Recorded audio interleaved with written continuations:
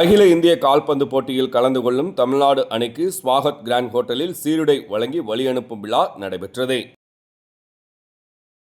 அகில இந்திய கால்பந்து போட்டியில் கலந்து கொள்ளும் தமிழ்நாடு அணிக்கு சீருடை வழங்கி வழியனுப்பும் விழா திண்டுக்கல் ஸ்வாகத் கிராண்ட் ஹோட்டலில் நடைபெற்றது. நிகழ்ச்சிக்கு திண்டுக்கல் கால்பந்து கழக செயலாளர் சண்முகம் தலைமை வகித்தார். தமிழ்நாடு கால்பந்து கழக குழு உறுப்பினர் பசீர் அகமது, மாவட்ட கால்பந்து கழக துணைத் தலைவர்கள் சங்கரலிங்கம், ரமேஷ் பட்டேல் முன்னிலை வகித்தனர். சிறப்பு விருந்தினராக கலந்து கொண்ட மாவட்ட கால்பந்து கழக தலைவர் சுந்தரராஜன் தமிழ்நாடு அணியில் இடம் பிடித்து 18 வீரர்களுக்கு சீருடை வழங்கி வாழ்த்தி வழி அனுப்பி வைத்தார்.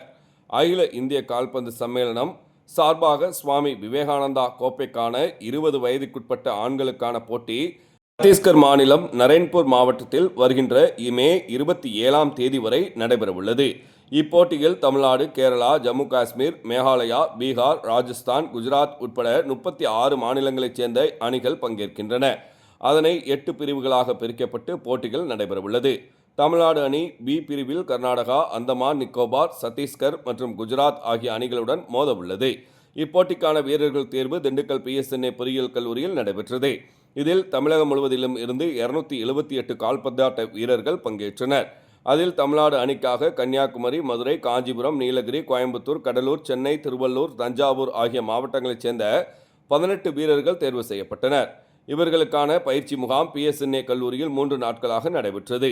இதில் திருவள்ளூர் மாவட்டத்தைச் சேர்ந்த சைலேஜ் அணி கேப்டனாகவும், கடலூர் மாவட்டத்தைச் சேர்ந்த கோல்கீப்பர் அருண் துணை கேப்டனாக நியமிக்கப்பட்டனர். துளசி மற்றும் முகமது அம்ஜத் ஆகியோர் பயிற்சியாளராக தேர்வு செய்யப்பட்டுள்ளனர்.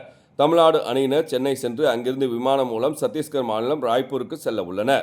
வருகின்ற 28ஆம் தேதி முதல் போட்டியாக குஜராத் மாநிலத்தை எதிர்த்து தமிழக அணி விளையாட உள்ளது என்பது குறிப்பிடத்தக்கது. நிகழ்ச்சியில் திண்டுக்கல் PSNA கல்லூரி பேராசிரியர் முத்து காமாட்சி, மாவட்ட கால்பந்து கழக துணைச் செயலாளர் தங்கதுரை, செயற்குழு உறுப்பினர் குணா உட்பட பலர் கலந்து கொண்டனர். சனிக்கிழமை காலை 8 மணி அளவில் கிடைக்கப்பெற்ற தகவல்.